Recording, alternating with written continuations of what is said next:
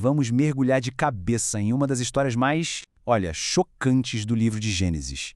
É um conto sobre traição familiar, um plano audacioso por justiça e como um legado real que levaria ao próprio rei Davi, nasceu do engano e da desesperança.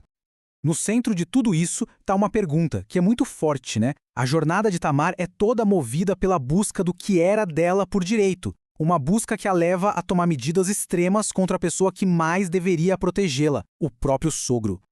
Então, para a gente entender o plano inacreditável da Tamar, a gente precisa voltar um pouco e ver a crise que deixou ela sem saída. Tudo começa na casa de Judá.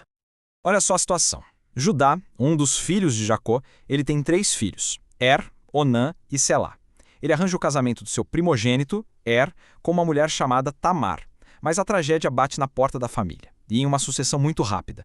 Primeiro, morre. Depois, Onã, que pela lei deveria ter um herdeiro com Tamar em nome do irmão, também morre. A linhagem toda está em risco. Mas por que eles morreram? O comentarista Rashi, ele dá uma perspectiva fascinante sobre as razões por trás dessas mortes. Segundo ele, os atos dos filhos foram puramente egoístas. Se preocupava que a gravidez pudesse diminuir a beleza de Tamar. Já o Onã, ele se recusou a gerar um herdeiro que, legalmente, ia pertencer ao irmão que já tinha morrido. Aos olhos de Deus, essas 2 atitudes foram graves o suficiente para justificar a punição máxima.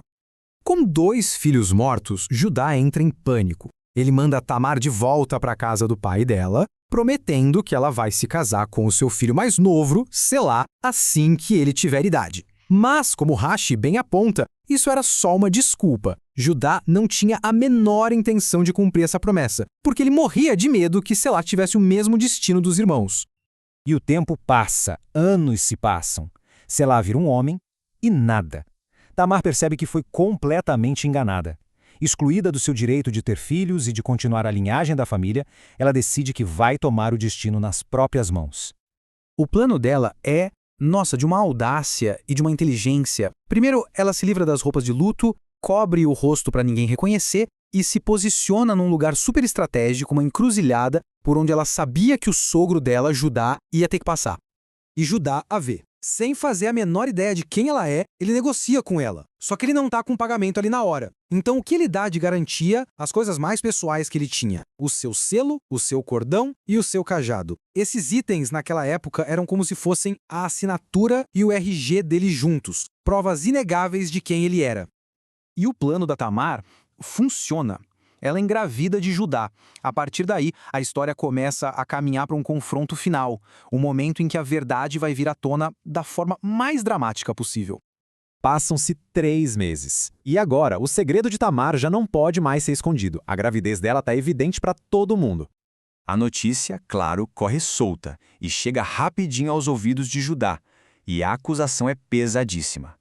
Como viúva prometida ao filho dele, ela é acusada de um ato que desonra a família inteira.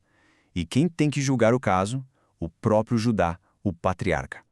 Judá, cego pela própria hipocrisia, sem nem sonhar que ele está envolvido nisso, não pensa 2 vezes. Ele pronuncia a sentença mais terrível que poderia existir. Tragam-na aqui e mandem queimá-la. A vida de Tamar está literalmente por um fio, dependendo da prova silenciosa que ela tinha.